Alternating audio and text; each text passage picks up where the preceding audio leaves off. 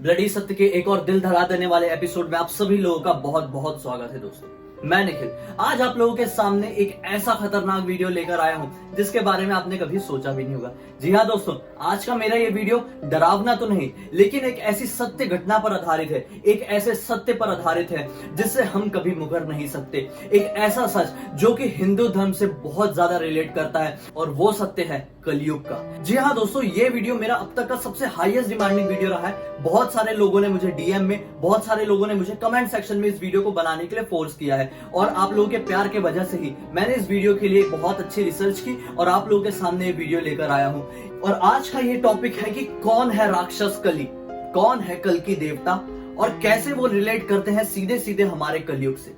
कैसे हमारा कलयुग का अंत होने वाला है, कब होगा वो अंत, कितनी उम्र है कलयुग की। अगर आप लोगों को इन सभी सवालों के जवाब चाहिए तो बने रहिए इस वीडियो के अंत तक।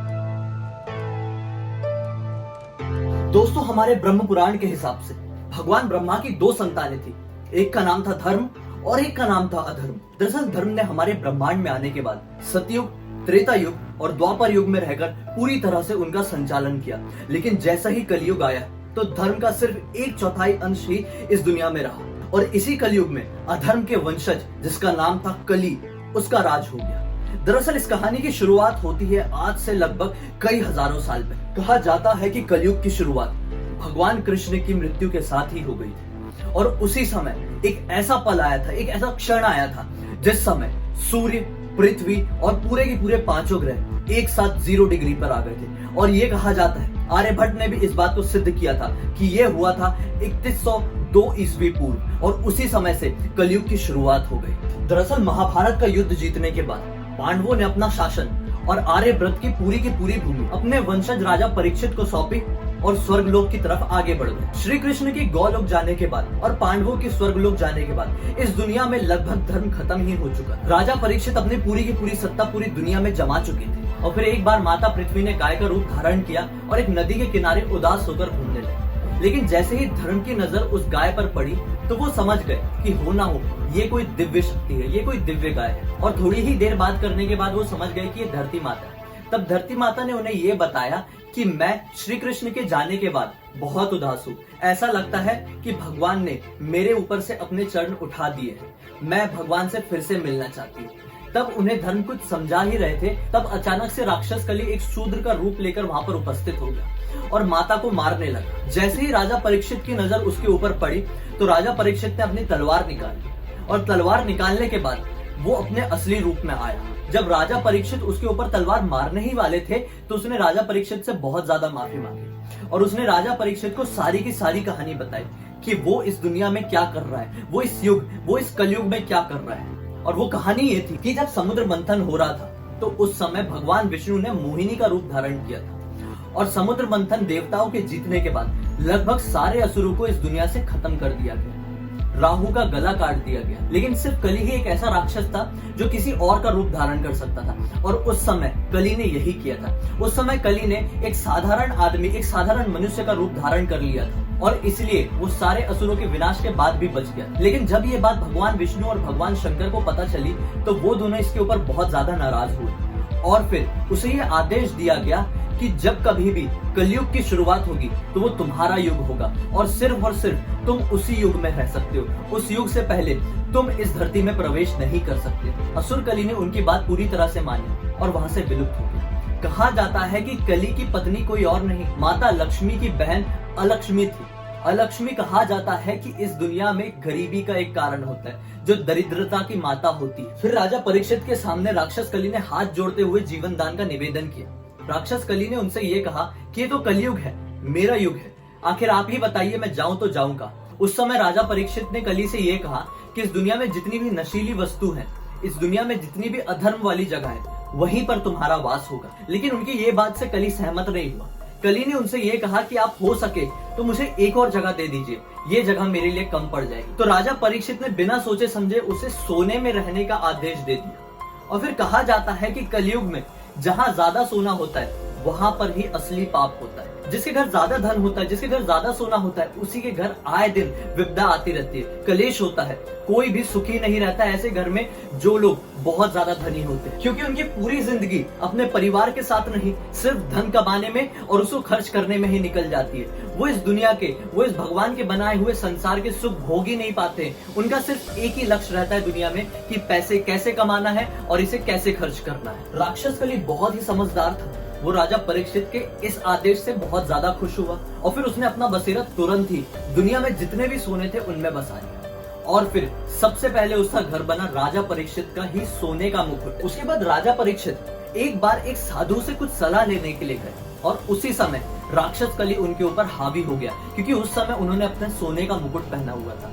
वो उनके दिमाग पर इस तरह बुरा असर छोड़ गया कि राजा परीक्षित ने अचानक से उठकर एक नाग उन साधु के गले में डाल दिया, जिस नाग ने उन साधु को तुरंत डस लिया, जिसके कारण गुस्से में आकर उन साधु के बेटे ने उनको ये श्राप दिया कि जल्द से जल्द तुम्हारी मृत्यु एक इसी तरह के नाग के काटने से हो जाएगी। और फिर यही हुआ। कुछ समय बाद एक नाग ने राजा परीक्षित को काट लिया और उनकी मृत्यु हो गई। और फिर शुरू हुआ कली का असली युग, क्योंकि कली को रोकने वाला इस दुनिया में अब कोई भी नहीं बचा था। धीरे धीरे धीरे करके इस दुनिया में अधर्म बढ़ता ही चलेगा और अब इस चरम पर आ चुका है कि भाई भाई का नहीं है, बाप बेटे का नहीं है, बेटा बाप का नहीं है। लोग आए दिन इसी बात में लगे रहते हैं कि कैसे बहुत सारे पैसे कमाए जाए, बहुत सारे पैसे कैसे खर्च किए जाए। कोई भी अपने संतानों को, अपनी पत्नी को, अपने माँ बाप को समय नहीं देता है। कोई भी भगवान के बनाए हुए इस संसार में सुख नहीं भोग पाता है। आए दिन लोग अनाज को छोड़कर बेजुबान जानवरों को मारते हैं और उनका मांस खाते हैं। लोग नशीली वस्तुओं का सेवन करते हैं, मदिरा पीते हैं, ड्रग्स लेते हैं और अपनी जिंदगी बर्बाद करते हैं। आज कली के उसी युग में कोई भी स्त्री अपने आप को सुरक्षित महसूस नहीं करती। कली के इसी युग में अधर्म आज इस चरम पर है कि लोग सत्ता के लिए अपने पिता और माता तक की हत्या कर देते हैं। गौ माता की कोई भी सेवा नहीं करता है। आज की दुनिया में सिर्फ और सिर्फ लोग अपने मतलब से जीते हैं और सिर्फ अधर्म का ही साथ देते हैं। धर्म में ज्यादा लोगों की कोई रुचि नहीं है। लोग अब कोई भी ग्रंथ पर विश्वास नहीं करते। उनका सिर्फ और सिर्फ मजाक बनाया जाता है या उनके एक अलग तरह के ही तथ्य निकाल दिए जाते हैं। अगर ये कलयुग नहीं तो क्या है कलयुग? भविष्य पुराण और श्रीमद् भगवत गीता के हिसाब से ये कलयुग की शुरुआत ही हुई है। दरअसल कहा यह जाता है कि कलयुग इस दुनिया के चारों युगों में सबसे छोटा युग है। कहा जाता है कि कलयुग जब अपने चरम पर आएगा तो इस दुनिया में धर्म पूरी तरह से खत्म हो जाएगा। सिर्फ हर जगह अधर्म ही होगा। राक्षस कली का हर जगह वास होगा। हर जगह दरिद्रता फैली रहेगी। इस दुनिया में सूर्य देव इतना ज्यादा प्रकोप बरसा रहे होंगे कि गर्मी बहुत ज्यादा बढ़ जाएगी। एक इंसान की उम्र मुश्किल से मुश्किल 20 साल होगी। 8 साल की उम्र में ही लोग शादी करने लगेंगे और 8-9 साल की उम्र में ही लोगों के बच्चे पैदा हो जाएंगे। 16 साल की उम्र तक एक इंसान बूढ़ा हो जाएगा और 20 साल होते होते तक सभी लोग मरने लगेंगे। इस दुनिया से गौ माता लगभग खत्म हो जाएगी और जो बची होगी वो सिर्फ एक भेड़ बकरी की जैसी ही दिखेगी। इंसान की आयु के साथ साथ उसका कद भी बहुत ज्यादा घट जाएगा और इंसान सबसे ज्यादा कमजोर जीव माना जाएगा इस पूरी पृथ्वी में। सिचुएशन ये आ जाएगी कि लोग एक हाथ से दूसरे हाथ की चोरी करेंगे।